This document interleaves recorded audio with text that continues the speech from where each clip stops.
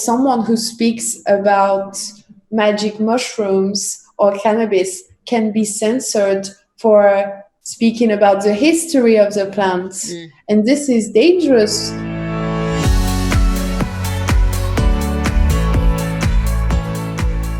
Hi babes, Lady Silverstone here, and welcome to my podcast, where we're trying to demystify cannabis, one conversation at a time. In this episode, we're talking about the cannabis situation in France, the crazy spice wave, and our magic mushroom experience with our guest today. She's the host of the Hemp Talk on Instagram, has worked with legendary cannabis activist Mila Jensen, aka Hash Queen, and she's also a digital media consultant for a number of cannabis brands. Let's welcome Tess Eleanor. I hope you enjoy it. Hey babe. Hello. How are you? I'm good, and you? I'm good. So nice to be on your live Saturday. It was really nice. I'm so glad you liked it. Thank you. I enjoyed it so much. It's a really, really nice concept. How did you start thinking of doing that actually? Because it was pretty recently, right? Yeah, it was very spontaneous because I was just at the beginning of the COVID crisis. It's true that I thought about the injustice in terms of cannabis even more because obviously a lot of medical patients were not getting the medicine. And it was very spontaneous. I don't know. I can't even remember the day I thought about doing this. I think, actually I started with I did a live with DJ Posca, and he wanted me to speak about cannabis on his live. And I just really liked doing the live, and I thought that it would be nice to use my Instagram to collect medical patient and professional cannabis people. And I really like the cannabis community, and I really want to get involved because I'm deeply convinced that things are going to move on really quick in France. And so last Saturday, before you, Todd was saying that they're not going to give us the power until we take it for ourselves. Like in every country where they had the right to grow their own medicine, they had to fight for that. And I think we're not going to have anything just without doing anything in France. So true. And especially France is it's already a very liberal country when it comes to cannabis. When I was living in Paris for 6 years, I mean, you smell cannabis everywhere you walk on the streets, in every park, next to the Seine, everywhere you smell cannabis. And I mean, I remember the first time I was sitting in the park there outside or below the Eiffel Tower. And I remember everyone was smoking, and there's always policemen walking around there just to make sure that everyone's fine. I'm like, but they must smell something, And for me, I'm like, okay, so they smell this, but they don't do anything. Like, they see that we're basically sitting, with it. I wouldn't say it's tolerated in France because it's still against the law, very heavily even. But the whole population has some kind of, okay, it's like people don't care too much about it, which is nice in a way, but it's still against the law, and it's still like what happens if you get caught with I don't know, let's say 10 grams. Like what is the penalties in France? I think less than 3 or 4 grams, they can't take you to the police office. If you have more. You are going to the police office, but there's a lot of people also saying that they have been confiscated their cannabis, and sometimes the cops just take the cannabis and smokes it. But there's a real hypocrisy in France because, as you said, it's a very often thing to. You're often very that a lot of French people smoke. I think there was a survey on that in Europe. I think French are known to be the biggest cannabis consumers in all of Europe. And France has a very strong history with hemp and cannabis. And so it's really for example, according to the law, you're not allowed to have a T-shirt with a cannabis leaf on, but this is according to the law. That and is also, so weird. You're not allowed to do any promotion, which means that if you're a journalist, you can't by the law. The law doesn't allow you to speak about cannabis because it's considered as a stupefacient, but it's considered as a hard drug basically. And but once again, it's tolerated in the media because it's very paradoxically now France is studying cannabis for medical purposes. So the law between them are quite contradictory with what the government are trying to do right now. That is really unfortunate that they still have these very black and white. They're doing a lot of studies and a lot of research, and like we talked about Saturday, that they're doing this test group, right? With I don't know how many people. I think at the beginning it was 2,000, and now it has it's on pause, it's on standby basically, and I think they're adding more patients to it.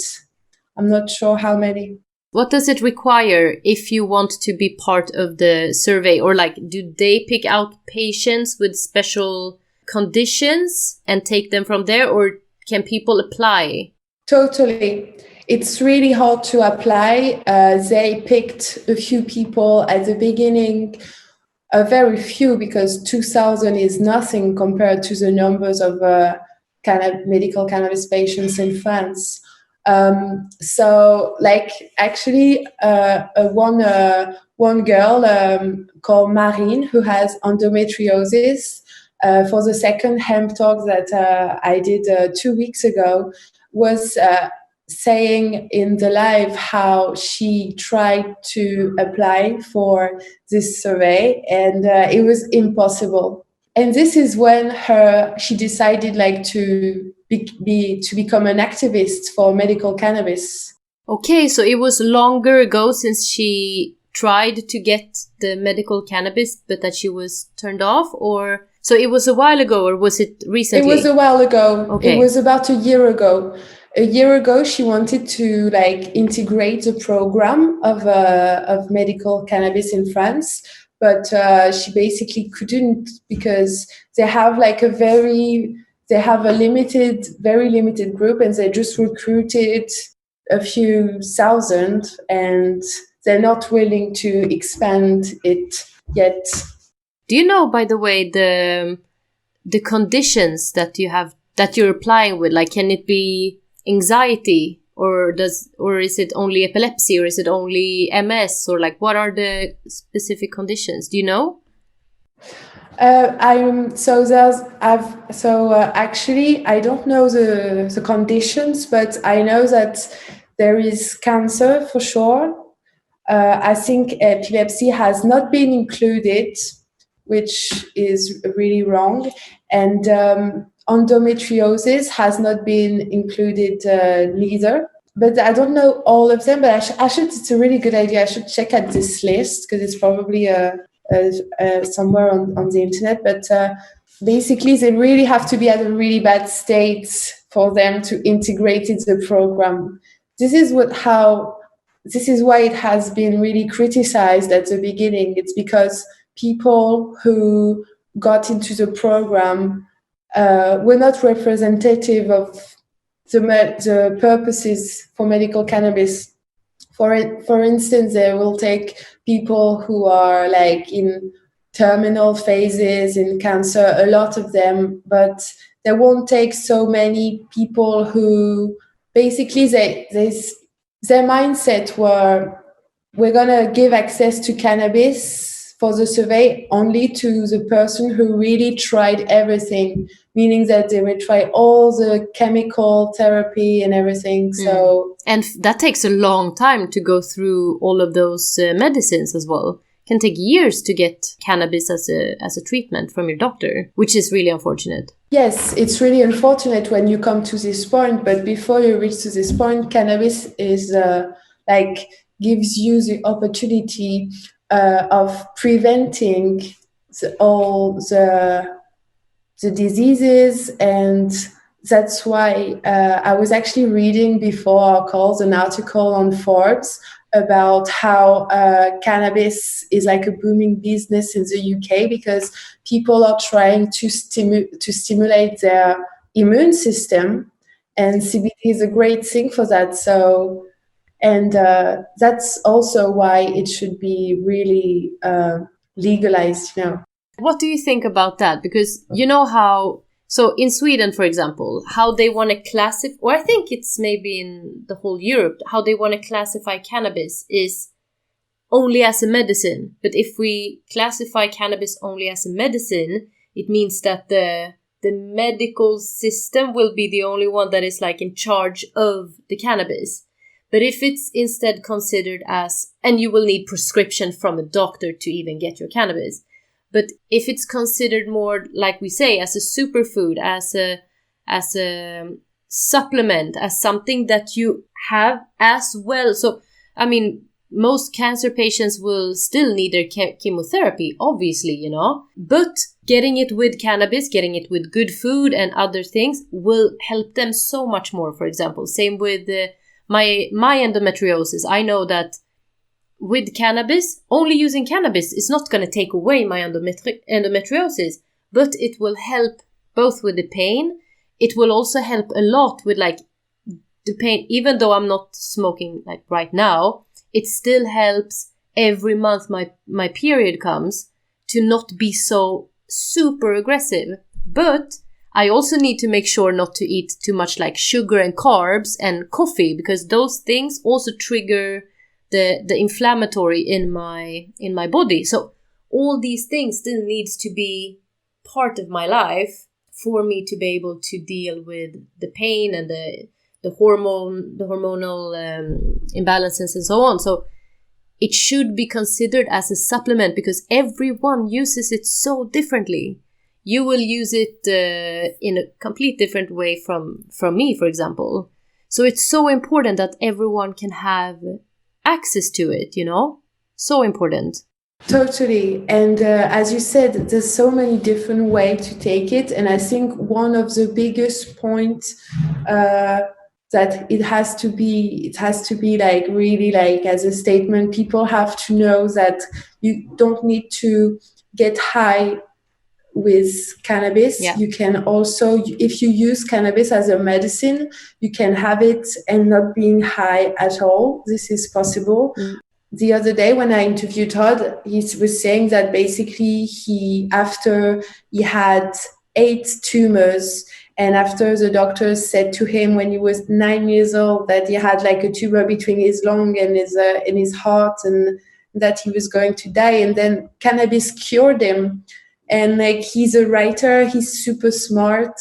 He like is a very important person in like the cannabis industry now. And so, I mean, it really depends of how you use it, what kind you use, and it also depends of our body. But I think yeah, there's so many like way to consume cannabis now, and it's so linked to our alimentation. And I think that it should not be considered as only as a medicine. I think people should be allowed to grow their own plants, because in the same way that my tomatoes from my garden will always be better than the one I buy in the supermarket.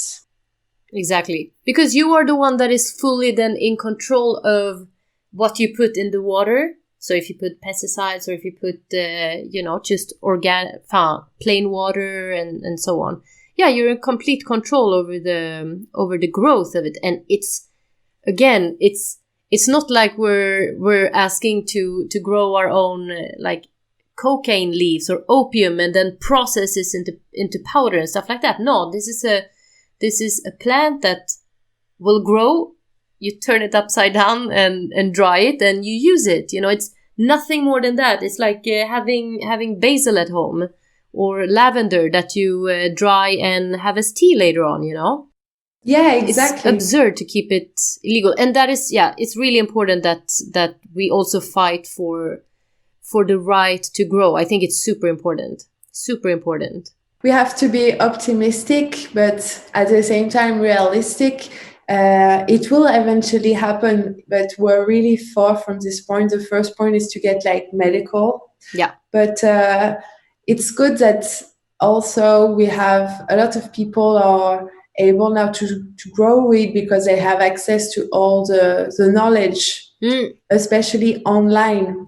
And I feel like there's more and more people growing cannabis in France and going against the law. I think that's good because it shows something, you know. It shows that like it's my right to do this. So how do you live now? Actually, it looks super nice where you are. Yeah, it's nice. It's basically I'm at my father's in Oxford. Okay. And I'm based in Paris, near Place de la Nation. Ah, okay, nice. Yeah. Cool. Did you grow up in Paris as well? Yeah, I grew up in Paris, in the east of Paris. Okay. Yeah, and I lived there all my life. Awesome. And I love it. I love it. Paris is a beautiful city. I miss it so much sometimes. Yeah, I mean, it's very nice, but it's a shame there's not more like parks and nature in Paris. Yeah. No, that's true. Yeah. So true. Because, I mean, you have a few, but yeah, again, you have to go to like pretty far. You have Vincennes, you had Bois de Boulogne, that is on the other side of Paris, and then you have, what's the one in the 19th arrondissement? Butte-Chaumont, no? Ah oui, les Butte-Chaumont, yeah. Yeah. Which is also nice, but I mean, again, as it is a city, far from the beach and far from parks, everyone is there in those parks when it's sunny, you know? Exactly. You know, this is actually what I was thinking of. I was seeing like pictures, you know, of the Canal Saint-Martin in Paris, like crowded of people. Yeah. And they closed the parks during the pandemic in Paris because it's so dense and there's so many people and everyone like goes to the parks. But what I like in England is like there's so much nature, you know, and even in London you can feel in the park and you feel like in the middle of the countryside. I really like that. Oh, so nice. Yeah. I'm planning to spend more time in England. I really like it here. Cool. So how come, like, because you work freelance, or how do you work? So you can be wherever, whether it's in France or in England, yeah? Yeah, I have one client in England, and but my main clients are in France. So I mean, I have to go to a few appointments also because I do PR. Okay, so tell us a bit about what you do. So basically, one of my job is to do the link between the artists, especially authors, between the authors and the French press, and also it also work internationally sometimes for events. So basically, I write press releases and I send them to the journalists, and my job is making the link between the artist and the journalist. So the journalists speak about, you know, their book, basically. Okay. Do you like talk? Do you discuss like with the author of the book, for example? Like, okay, so what do you want to highlight? Like you discuss together, like on what are the highlights of the book and what are the biggest points to bring out, and then you write something that you will share then to the journalist and the press. Yeah, exactly. I read the book and then I write a press release. We elaborate like a strategy, you know, an angle, and a different angle according to which journalists. You know, if it's like a culture magazine, it's not the same angle as like society and more like general press. So basically, this is how like working as a PR. brought me to the cannabis industry because I did PR for cannabis authors, such as Mishka, Jorge Cervantes, Mila. And basically, I worked for a book publisher called Mama Edition, and they have a collection dedicated to cannabis. They are a book publisher specialized in wellness and like personal development and also spirituality, plants, organic gardening a lot. I worked a lot for organic gardening books. And it was really interesting because even if I knew the plants, it got me to know it even more. I've learned so much about it, reading and working on all these books about cannabis, meeting all those cannabis activists, working for them, promoting them. So, and going to all the cannabis events also really motivated me to go further in the cannabis way.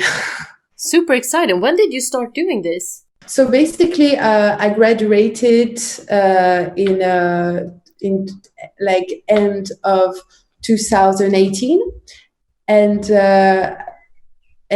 so I was looking for a job, and I saw a job offer on LinkedIn, and just like a book publisher working on organic gardening, spirituality, wellness. It was really close to where I was living, and I had no idea that it would lead me to like a cannabis industry, and so it was a great experience because I would never have thought like 2 years ago that I would be now most of my clients now would be like cannabis companies. And that you every Saturday will have Hemp Talk on your Instagram. Yeah, exactly. It's so surprising. Yeah, but what did you think about cannabis before that? Did you already have a relationship to cannabis by yourself? Yeah, I had a very long relationship with cannabis. But it's very, very different now because I think before I'd smoke with people, but also my dad is an addictologist. So very young, I was told that weed was sprayed with a lot of shits, and if it was not organic, can be really harmful. We can go on about all the thing I've been told, like by my father when I was younger about cannabis. But the thing is, also, like very young, I really like knew that it was I would smoke something good or I wouldn't smoke. And in Paris, I'd never smoke because I had like no reliable sugar man. Yeah. Yes. And but the thing is, I didn't realize the importance of cannabis before. I had no idea how cannabis could heal. Before I started to work in cannabis, I thought that cannabis, that when we spoke about cannabis for cancer, I thought that cannabis could be good only for chronic pain. But all this knowledge, that all the books I've read, I remember feeling, a bit revolted against, like I always felt like I'm finally learning this, and everyone needs to know this. It feels like that when you start to get more information and understanding more how cannabis works as a plant, you feel like, shit, this is something that everyone has the right to know as well. Like even the people that are very critical against it, they are really the people that, really needs to know what it's about, I think smokers in general, or people that use weed, they know more or less about the culture. They know more or less about, these kind of stories, people that have either lived 50 more years thanks to using cannabis, even though they said that they were going to die at 8, for example, and so on. But most people don't know about those stories. People think that, I don't know. I don't know actually what people think why you're using it. Do you see what I mean? Like, I don't know what people think is the reason why other people smoke cannabis. People say you just want to get high. What does that even mean? You just want to get high. Yeah, I want to get high because when I'm high, a little bit high, I can work really well. I can sit for hours in front of the computer just writing.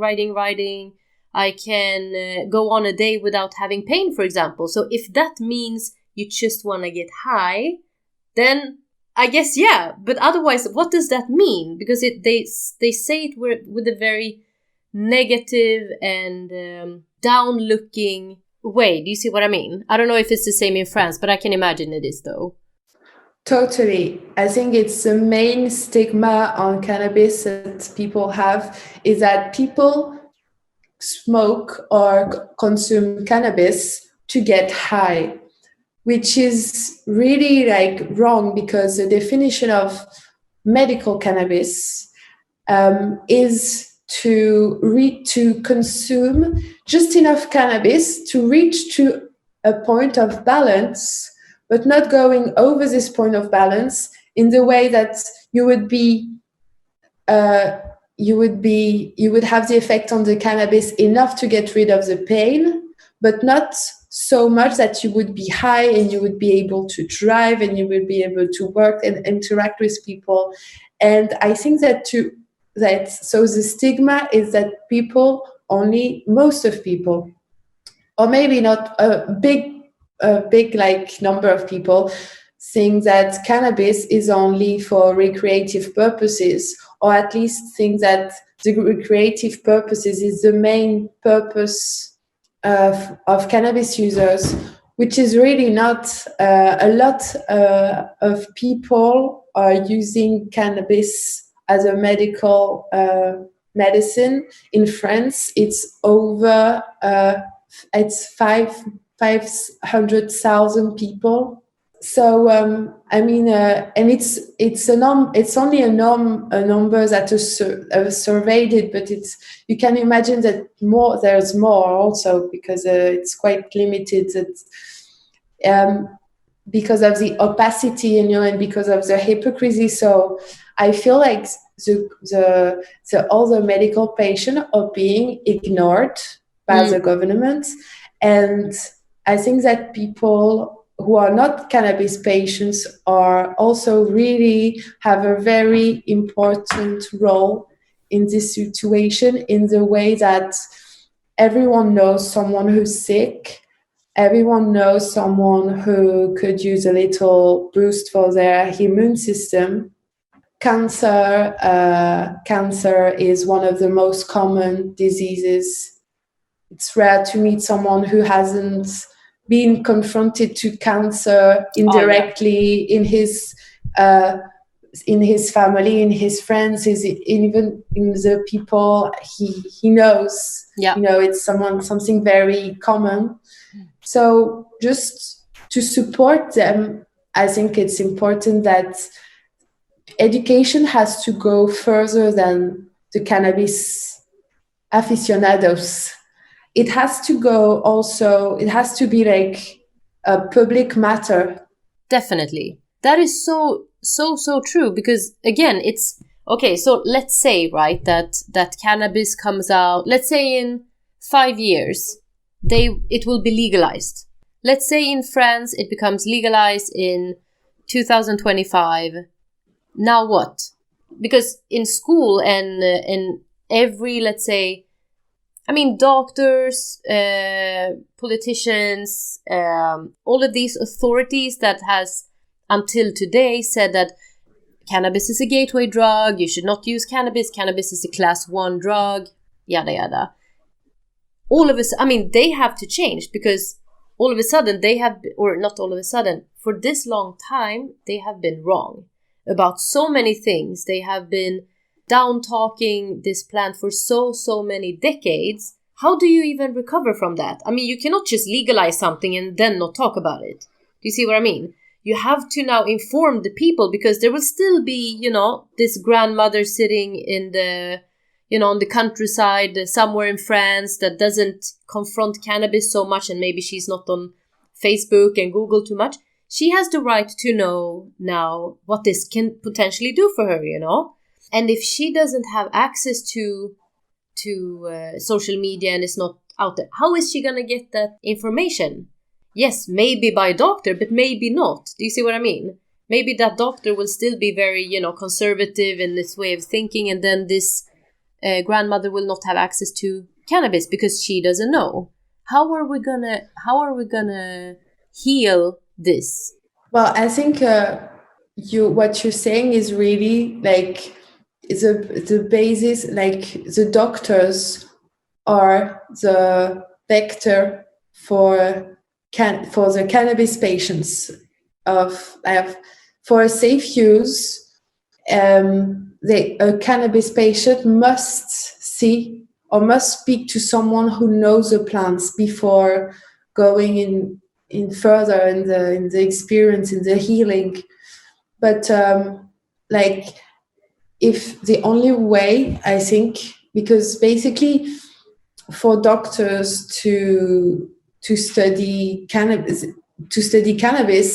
it would mean that the government should do like a campaign to the doctors and mostly integrate it in like classes, in courses. And I think it's really important to talk about doctors, because as we say, like doctors will be the basis of healing from all these years of prohibition and disinformation and new speech about cannabis, basically. And so the doctors have a really important role, because they can really make things change quicker. Usually when you go to doctor, I don't know if it is like this everywhere, but usually when I go to the doctor, you see, what do you call it? Like posters about different, like, okay, do you have diabetes, or do you have this? Do you have those kind of posters? And, usually you can take like a little flyer of something, you should have that in every cabinet, every clinic and hospital. You should have this so people can start, because maybe people don't even dare to ask their doctors because of the stigma, but at least, take a little flyer, get some information, maybe to some really reliable website with a lot of information. Maybe something like that could be one of the first steps to get out there, because I can imagine that there's still a lot of people that's going to feel the stigma of even asking a doctor. Even though it becomes legalized, I think a lot of people will feel the stigma. Just like people still, when you go to the doctor and they say, how many times a week do you drink? How many times a week do you smoke? We all know most people, they actually say less than what they actually do. So the stigma is there, even with stuff that is legal. So it will still be there with cannabis for a long time, I think. Yeah, the stigmas are going to be there for a long time. The only way to heal those stigmas is to learn and to educate. And if doctors are not ready and the governments are not ready to educate about them really important matters, well, we have to do it for ourselves. Yeah. And now all the information, if you look for it on the internet, you have access to all the studies. I mean, it's amazing, like, to think that we have access to all the studies that prove that cannabis is efficient for many different diseases.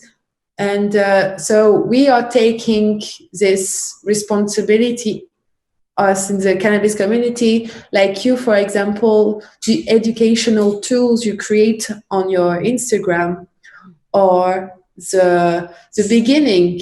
It's like really we are like I'm saying beginning just because of France, and a lot of French people follow you.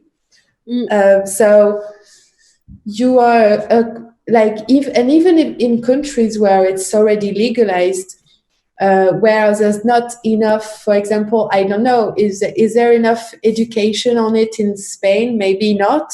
So we have to keep, even if like it's going to take a long time before doctors and the government insert like educational tools on cannabis. Yeah. So it's I think it's a community matter, and it's great that so many people are taking the time to do the research and share the knowledge. And it's so important as well, just to take the time and do it, because it's not easy. Like, if, I mean, you know it yourself. I mean, sitting, when you find one of those like clinical research paper, you know, you're sitting in front of it, you're like, oh my God, it's so hard to go through. And most people, I mean, if I had another full-time job and another hobby and another interest, I don't think I would go in and read that, because personally, I'm not in there reading about, I don't know, let's say something else. Because for me, cannabis is what is very important for me. So of course, I want to go through all of those papers, you know, and it interests me, and it's a challenge to understand it, and it's very interesting. But most people don't have time to do that, which is completely understandable, you know, and normal. But it's really, really needed to do so in order to like take it, translate it, vulgarize it, and then spread it to people.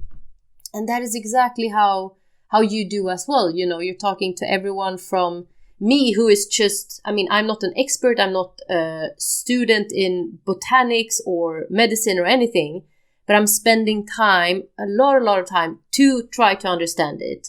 And you're speaking to people like Todd, for example, that has, I mean, his whole life is thanks to cannabis.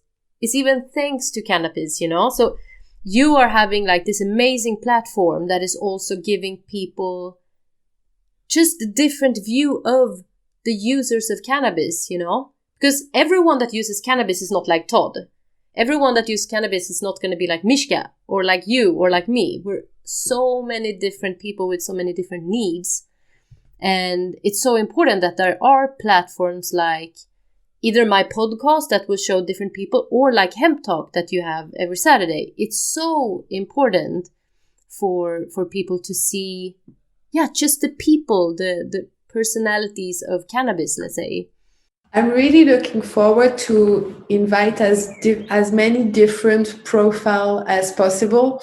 I'd like to show that there's so many differences, big differences between cannabis users. For instance, a friend of mine who I've met in the cannabis industry doesn't smoke cannabis at all. She never smoked cannabis. She was just really interested in the ecological purposes and the wellness purposes, and because CBD is a big part now of the whole wellness world, and so there's so many there's people who don't get high, for example, who uses cannabis.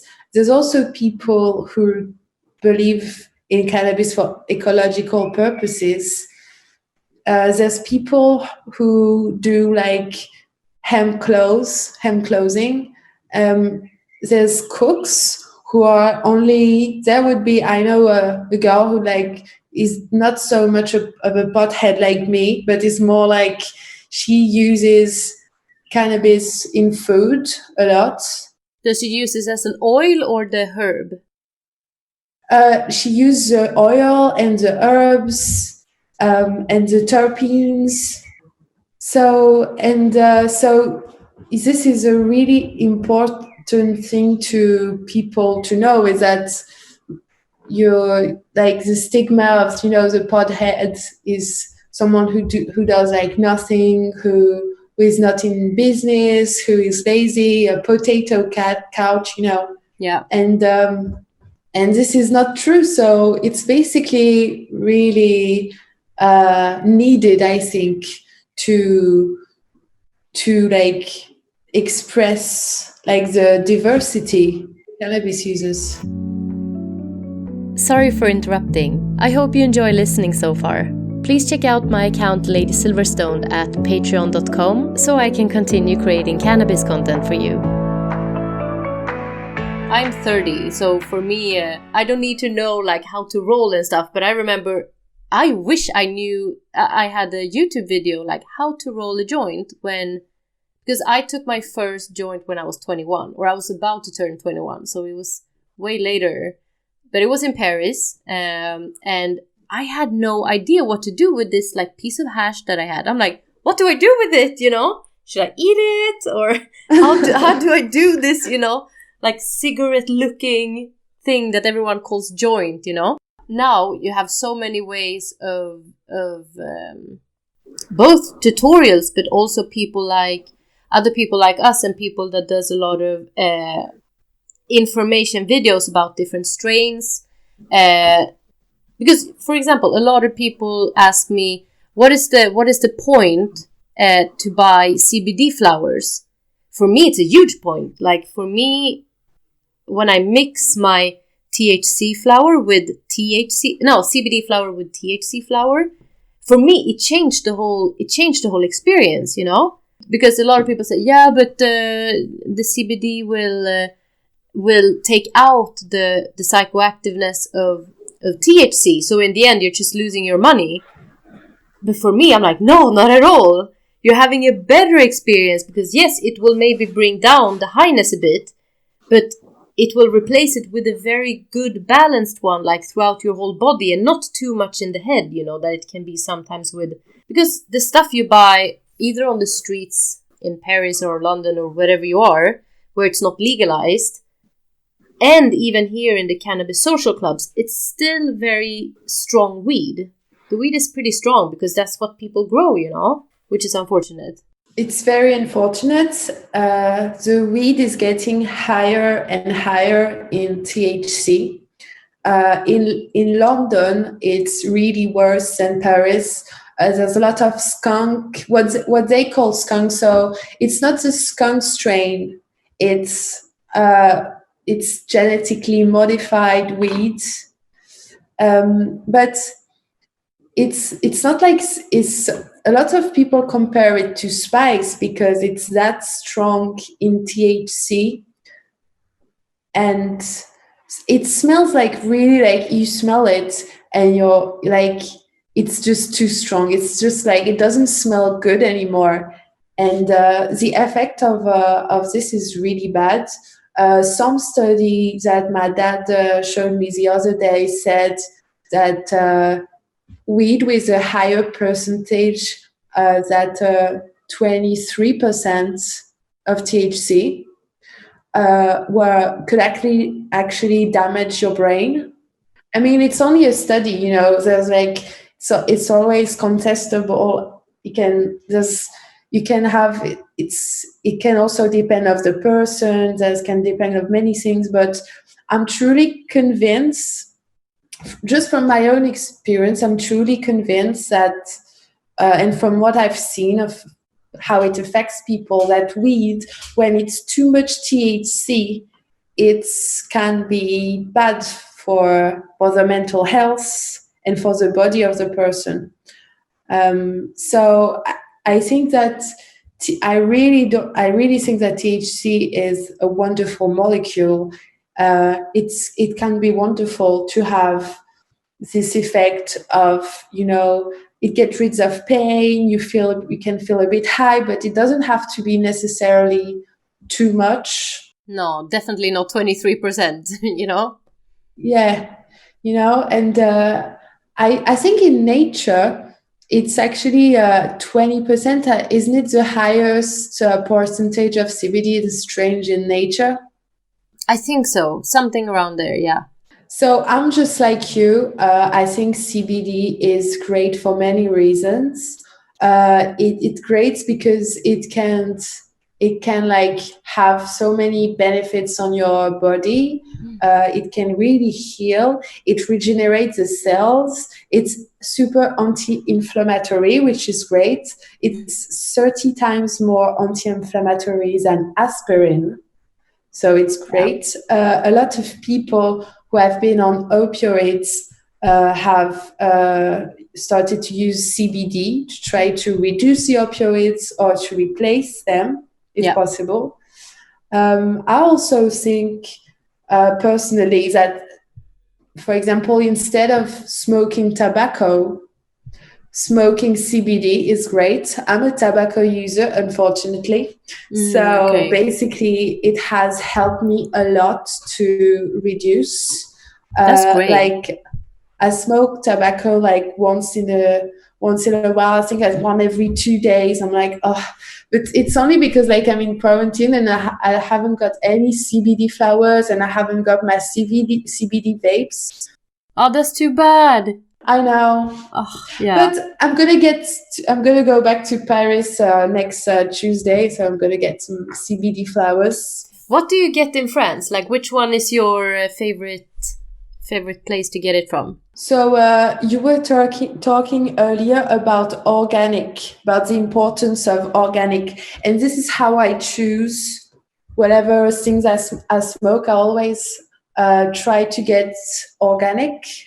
So it's not that I think it's like it's a fact. Like if you want cannabis to be a medicine, which I want cannabis to prevent me from having disease. I want it to be good for my body. So I always try to get organic. And there's this little boutique near Saint Paul in Le Marais called Le Lab.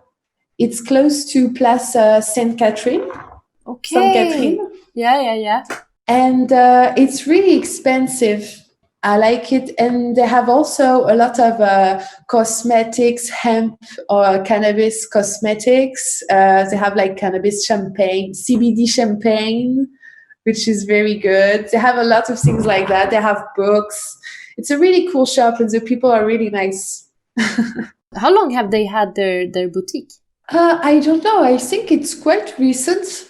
I think it for at least I've been going to this boutique for a year, and I think it's quite recent. It must have like maybe 2 or 1 year. That is really nice. There's a lot of those places now in Paris. I haven't been to any of them, but I can just see that the Delhi Hemp, for example. Is it Delhi Hemp? I've never been there. Me neither. I just know that now they have like, I don't know, 5 or 6 different like storefronts in Paris. So in Marais, in Montmartre, somewhere in the 8th arrondissement as well, you know. So they have so many different ones, which is really exciting that they have many different stores. That means that at least it's working. It's people want it. And there they only have CBD flower, you know. Yeah, I think the fact that people are looking for more natural way to heal is really going to affect the cannabis and the CBD industry. I think more and more people using CBD and being into CBD, even people who are not into cannabis other than CBD. I think it's great. I think all the people that I've introduced to CBD now, they like love it so much. Yeah. It helps them in so many ways. Even for example, for athletes, it's such a good thing because it gets you it gets your cells to regenerate it. It makes your muscle recover quicker. For people like us that we're working, we're having side hustles as well, trying to do a lot of things. It doesn't impact our life in a negative way, in the way that people think it might do, you know. Some like when I told my parents that like, oh yeah, I've been smoking for like 10 years, they're like, what?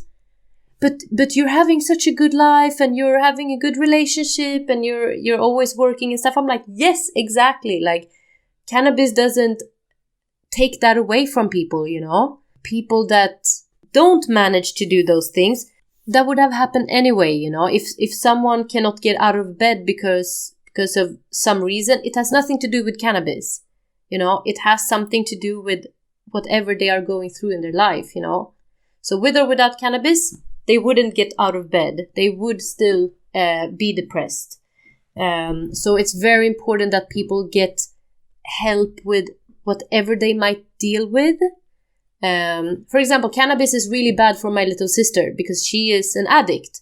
So whatever she gets, when she was 6 years old, she overdosed on C vitamin, which sounds really crazy. But the doctor said to my parents, because those things that make the fizzy thing that you put in water, those vitamin C's.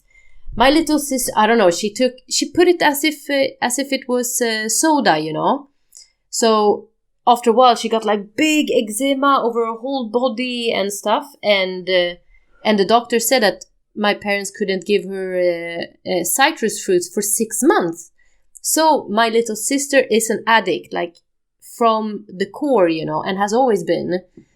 So cannabis is not good for her, obviously, and for some other people. But to generalize that as if everyone would get, this classic gateway drug. I mean, it's just ridiculous to even propose that as some kind of reason why it shouldn't be legalized, Totally. Actually, I was going to ask what your dad thinks about you working with cannabis. So even if my dad's an addictologist, is really interested by the recent research that have been done recently towards cannabis. For him, it's obvious that the plant has a huge potential for many purposes. But he's not against it. But my father thinks that you shouldn't take any substances at all. You should be lucid all the time that cannabis can be good, but for him it's not good if you use it in a recreational way. Okay. So for him it's like strictly medical? Exactly, yeah. I mean, he's not against it. He just thinks that it should not be necessary. And for him, the fact that you have to use a substance means that you have to deal with some more like deeper issues. And for him, the only way to get through these issues is therapy. Not medical therapy, but speaking therapy. Yeah. But also, I'm actually planning on doing a video with my dad about addiction to post it on my channel. So what's interesting, for what I think is really interesting, that his point of view is that even if it should not be used for recreational purposes, he still thinks that, for example, alcohol is way more dangerous than cannabis. And yet you can get as much alcohol as you like. Alcoholism is something really taboo, as it's in every country. Like, a lot of people are actually suffering from alcoholism, but it's there's so many alcoholics that you can't, it's really, they won't admit it, or they don't see what's the problem. Yeah. But there are some addictologists that are really against it, but he think he has no problem for it. For example, because I don't have, I'm not an addict. Like, I can manage having weed and like not smoke it, like be crazy, smoke it like all the time, like I have a light dosage. And so because my father trusts me and he knows that I have a good use with the plants, he's really not concerned. Like, he understands. Yeah. As an addictologist, he also knows that it's from case to case, because Does your dad drink wine sometimes, for example? No, actually, my dad, he's sober. And so basically, my father used to be a teacher in business schools. And then when he was like 10 years ago, he decided to get back to his studies and to do an MSc, a Master of Science in Addiction. Oh, wow. So basically, my father is an addict, because you're always an addict. Even if you're still sober, you still have this in you. And I think he has been sober for like 20 years or something. Oh, wow. So you remember him mostly as a sober dad? Yeah, well, actually, I don't have like, I don't remember. I have no memories of him, like, not sober. And it was quite, he was very lucky, because he realized that he had a problem with addiction when he was really young. And now his life is all about helping other people who have addiction.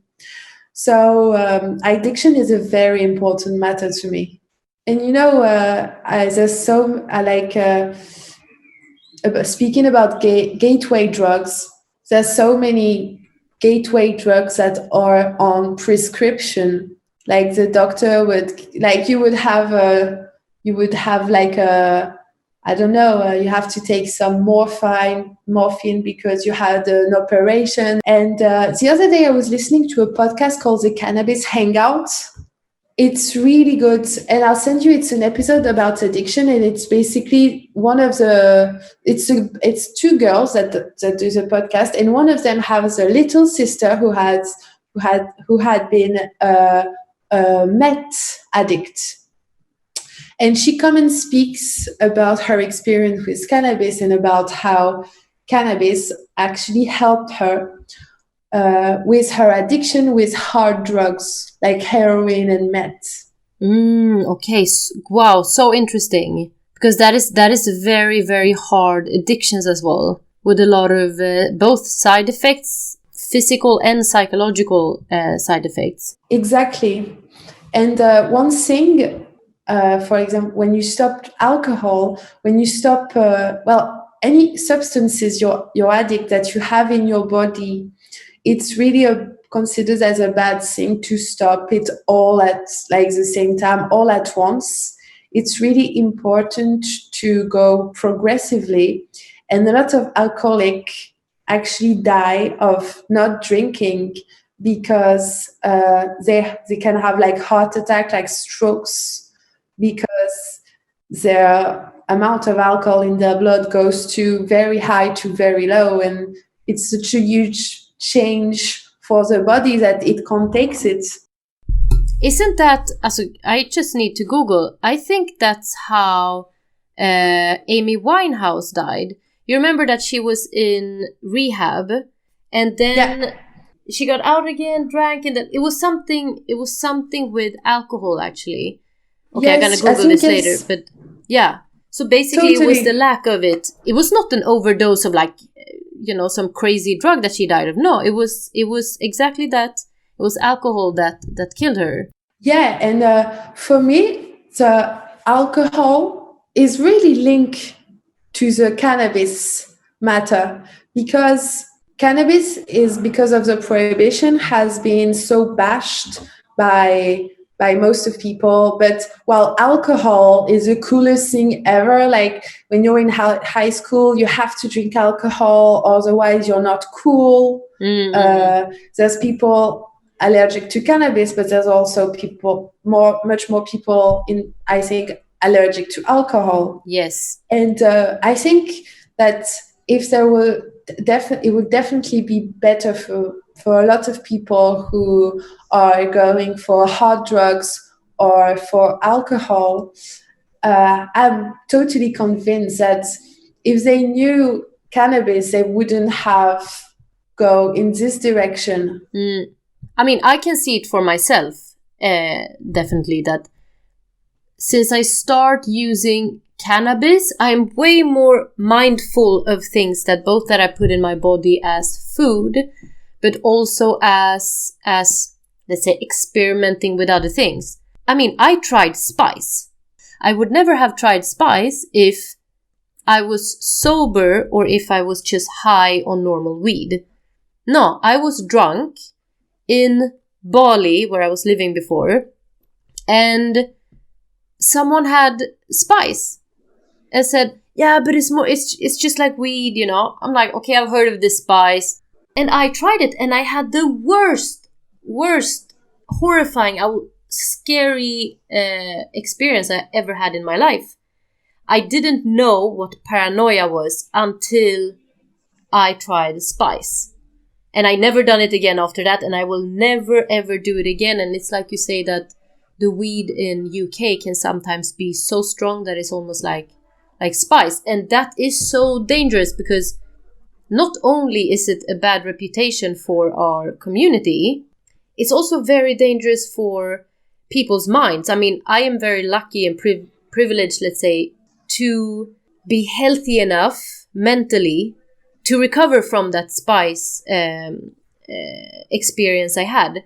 But I think a lot of people that, maybe like my little sister, that really needs these things to like block her mind, you know, that kind of addiction brain, or other brains. I don't know if you have a bipolar disease or if you have like an underlying schizophrenia, like any of those mental diseases in either underlying or active.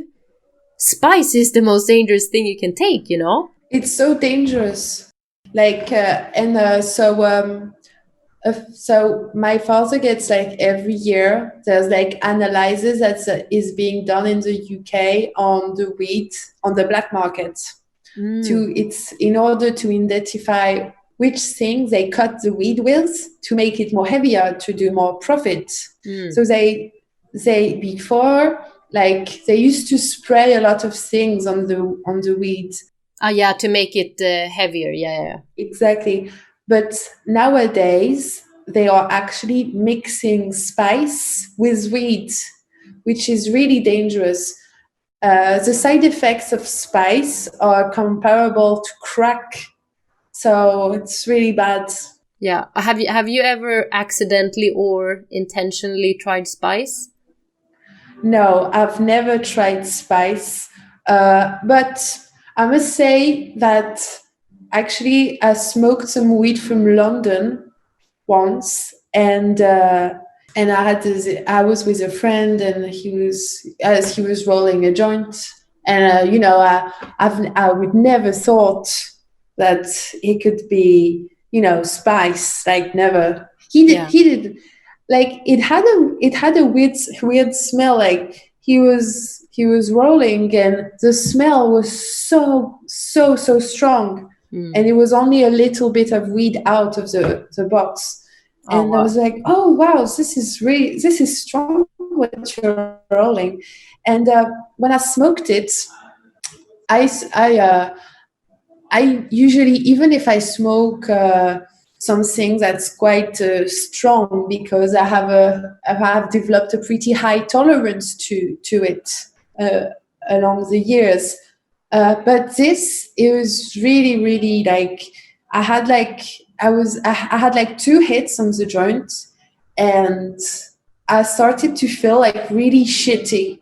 Like, I was not paranoid, but I was really starting to feel like uncomfortable. Like, I just didn't like the feeling of it, and I got like the biggest migraine ever the next day. And then I just did a bit of research on, like, the spice, because I was suspecting it to be spice because of the side effects, because of a few videos I've watched on spice, and you have people, like, they are a bit like shaking, they're like sweating, and I like was sweating the next day, like, and having a migraine, and I thought, you maybe had something that was mixed with it. Yeah, exactly. And I have so many people so many people are saying to me that since I do the Hemp Talk, all my British friends are saying, "Oh, we are speaking about," are saying like, "Hi, I just saw your Hemp Talk," and yeah, and there's so much skunk. Like there's only skunk in the UK. Like right now, it's skunk is taking a bit like over. I know skunk and spice. Really like, but yeah, spice is like so bad. I've never tried it like deliberately. So I just hope that I would never like, smoke on a joint and think it's weed and it's spice. Oh yeah, but you will feel it directly, like because it's very you feel it's a complete different. After you take that first puff, you really feel that is something wrong. Yeah, and my eyes were really, really red, like unbelievably red. Did you have that too? Yes, exactly like that. But freaky red, huh? Yeah. And two hits, but freaky red. Yeah, It was something that you don't even get unbelievable. after like a whole joint, Yeah. So true. It's such a but okay, so is it like this in France as well? Because I don't really know the talk about cannabis back in the day, but in Sweden, often when they talk about cannabis, they say cannabis and spice, or they talk about spice as if it's a part of cannabis. But that is like saying that if we talk about wine, that ethanol. We're not comparing ethanol and wine, even though it both has alcohol in it. But do you see what I mean? It's a very ugly thing to put next to each other because it's not the same thing, and it's a rip off, but it creates this thing that people then think that, oh my god, yeah, sometimes if you choose cannabis, it's going to be spice. No, that is people because it's black market. And it's illegal that some people only have enough money to buy spice and not cannabis, Totally. It's so dangerous. I hope it doesn't take over France as it did for the UK, because I think in the UK everybody kind of knows what spice is, but in France it's not the case. Spice in France is not such a big deal for now.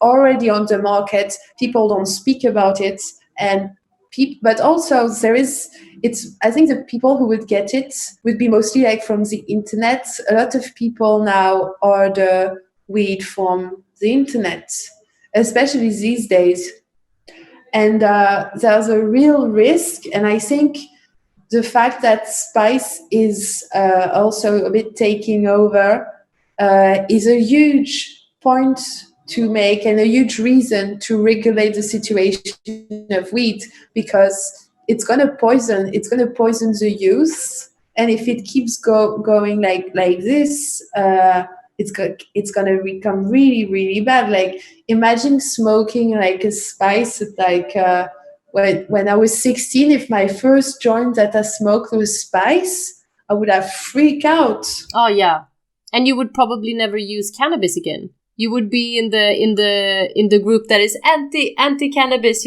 anti legalization, peut-être. Exactly. It's so dangerous, and like, I don't understand. There's a huge responsibility to like the people who smoke. Any smoker or any consumer has like a huge responsibility. He has to make choices of what he smoke, how he smokes it, and why he smokes it. But I don't know, because I've never seen spice, but I'd like to see spice just so I could like maybe know what it looks like. Does it look different?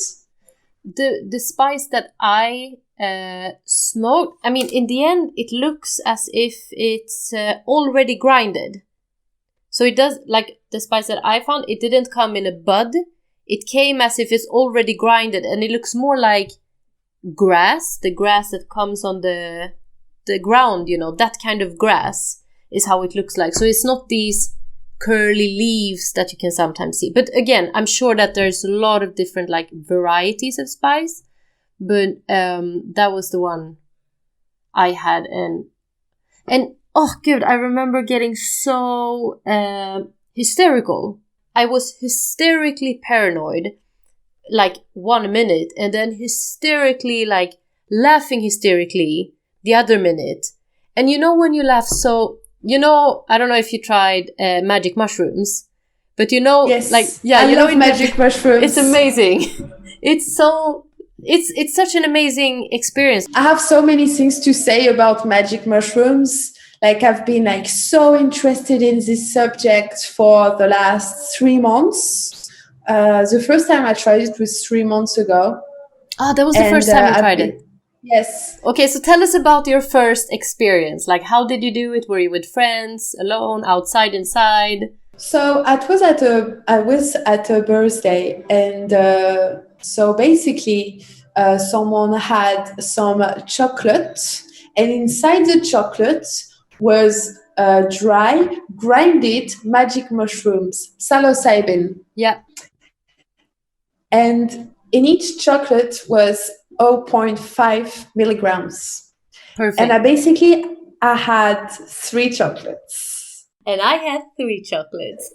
So, but it was like, I didn't take them all at once. Like I took one, and then 2 hours later, I took another. And 2 hours later, I took another. And it was really good. The friend of mine who did them is really interested in the medicinal purposes of the magic mushrooms, and was speaking to me about it for a while. So before I tried them, I was already aware of the fact that it could actually be good for my body. And before, I remember reading an article on Forbes, I think, about how microdosing psilocybin helps you to stimulate your brain capacities. So the first time I took it was just the best night ever. I really reacted to it really, really well. I felt so connected because I was a bit concerned that I was going to get hallucinations and that I was not going to enjoy the hallucinations. And so it was the best night ever. And it was great because I didn't have an ounce of alcohol. Yeah, I had 1 glass of champagne because it was a birthday, and just 1 glass of champagne. But I was surprised to have any side effects the next day. Yeah, and with this dose, I was still lucid. I still knew like what I was doing. I was not insane. I think I looked pretty normal. I was like, it was great. I even slept like a baby afterwards. Yes. And we were speaking about my dad earlier. He truly believes in the power of magic mushrooms for addiction and for like PTSD and those kind of things. And there's so many studies going at this subject right now. And because my friend who is really interested to that told me about this before, maybe it was a placebo effect, but even if it was nice that after this party on magic mushrooms, I felt like in the next day, I could tell a difference between my state of mind before and after. Exactly. It was so amazing. Like it changed your perspective on life, not only during the time you take it, but after, like it stays with you. Exactly. It stays with you. And I was actually not in the best. It was the first time of my life I experienced the death of someone really close to me. Oh, sorry. And I really I remember like 3 days after the shrooms, I'm like thinking, I was like super depressed a week ago, and now I feel like I'm all back on track again. Like this must be the magic mushrooms, Yeah. Because it's as if it like make all your ups and downs. It just like balance it together, and you realize that, because that is something that we have to deal with our whole life, right? We will lose people we love. We will go through breakups, heartaches. We will get sick ourselves maybe. And there's so many things that will happen we might lose our job. Sometimes we will go a whole year being poor, like not have an income, and the stress that you get from that, There's so many things that will unbalance our lives. And that is really something that magic mushrooms can really help, because it really helps you to realize, like purely realize, that this is life and it's okay. Like, yes, it feels really hard right now, but it's okay. Exactly. It's proven that, this is why magic mushrooms are studied by neuroscientists. It's because it's proven that by basically doing new connections in your brain, you're fascinating, you're shaping how your brain works. If there's habits, and all our lives we fight with habits. If someone passed away, we have the habit of seeing this person, and suddenly we don't see him anymore, and it's a habit. And mushrooms help us to overcome habits, because it reboots the brain. And just as the same way that magic mushrooms shape the brain, habits shape the brain too. So if you do something often, all of this will shape the connection in your brain and will shape the matter. So this is I think this is fascinating, because it proves that our intention shapes matter, our brain. It really, really does. Like the first time I tried, it was a few years ago. It was like 5 years ago. I had the most, wow, it was one of the craziest experiences I ever had, like profoundly, that really changed so many things in my life, mentally, perspectively, because you know how it can be very hard to see from many different perspectives in life, because you have grown up one way, you had your teachers, you had your parents, and to get many different perspectives can be, you have to get it yourselves. You have to work on finding new perspectives and be able to see life in these different perspectives. But magic mushrooms really helps you to, like, fully, like with big clear eyes, really see it from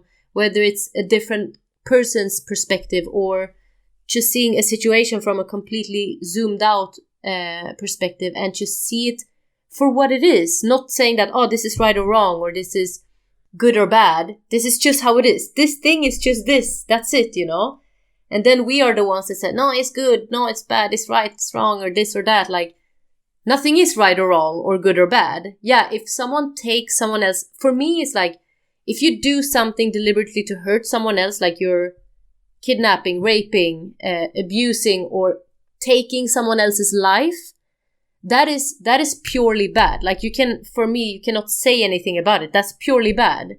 I cannot say that it's evil, even though we would like to say that it's evil, but there's definitely something wrong in a person's mind if you want to quit another person's life. Then something isn't really working well, and it's then it's really unfortunate for that person. But we still have to realize that person did something that is wrong and is bad. Have that person in society. That's it. But otherwise, we are so easy to judge stuff, and that is so unnecessary, because then we cannot have discussions about stuff. If someone says, no, don't say that because it's bad.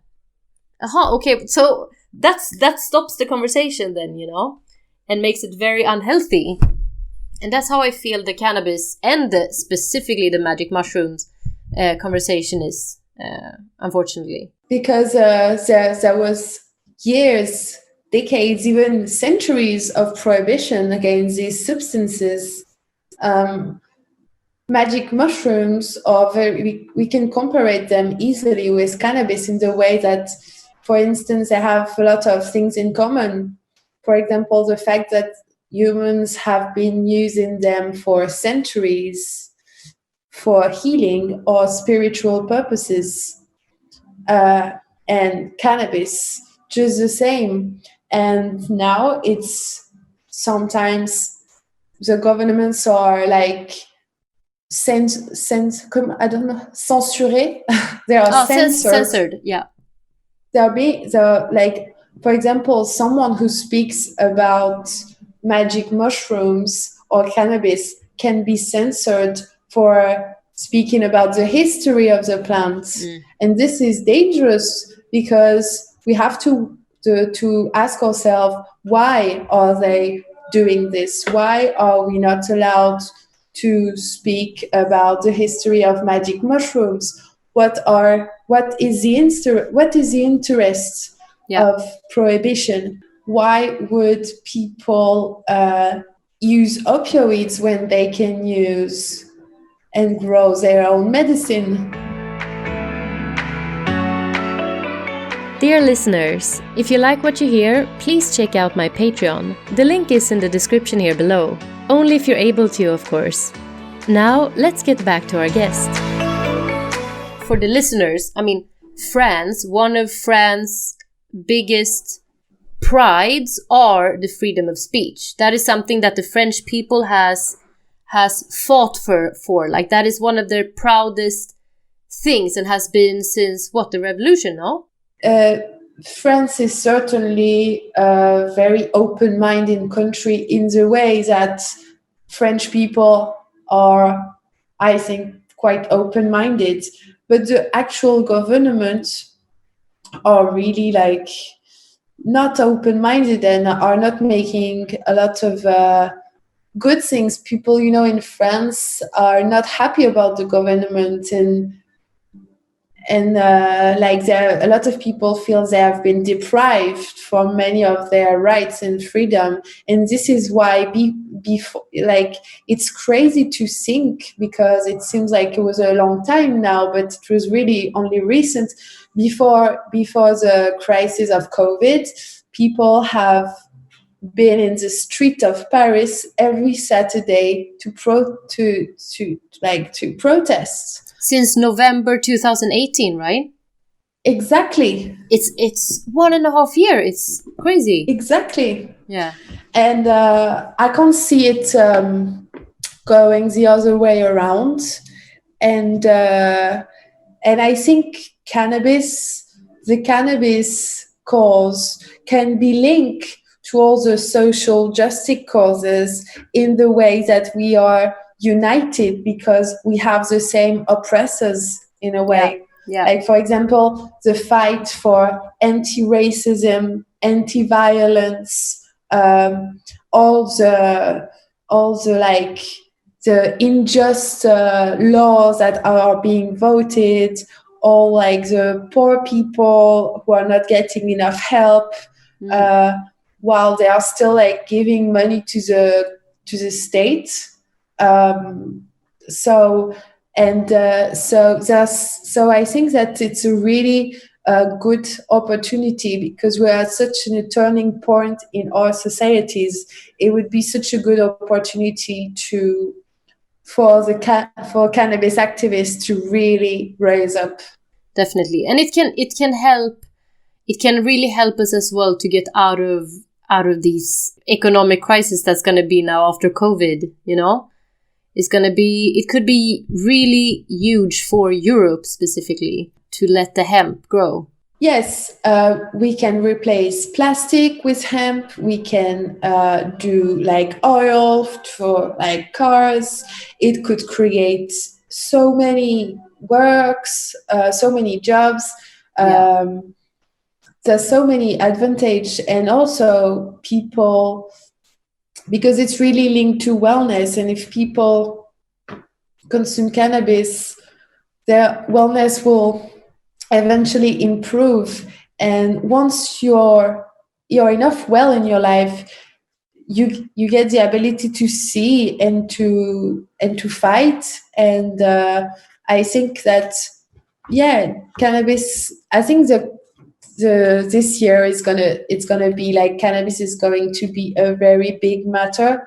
I saw this morning in a Canadian study that cannabis is very effective for COVID. Basically, this study it's like cannabis patients. It's the effect of COVID on cannabis patients, and so it kills the COVID cells. Like 73% of the infection is as an average it gets rid of. So there's so many things that cannabis can do, and we're like learn. I'm so excited about all the studies that are going to come up in the next years. Oh my God, yes, I know. And can you imagine if COVID is gonna be like the thing that's gonna help cannabis to get on the market? Imagine if COVID is gonna be that thing. That would be amazing. I think it already started. You can see it clearly with CBD. Like the CBD industry has boomed since containment, and like it would, like if you think about it, like with a little I know, because obviously I'm not a doctor, I'm not a physiologist, I'm not a scientist, but I do some research and I read a lot of books about cannabis.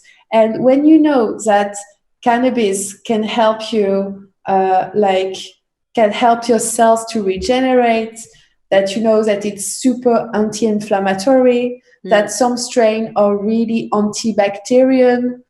I mean, it makes it obvious that according to all the other studies that has been made for many diseases and many conditions, that cannabis can really help in curing like COVID, because COVID, it's an infection.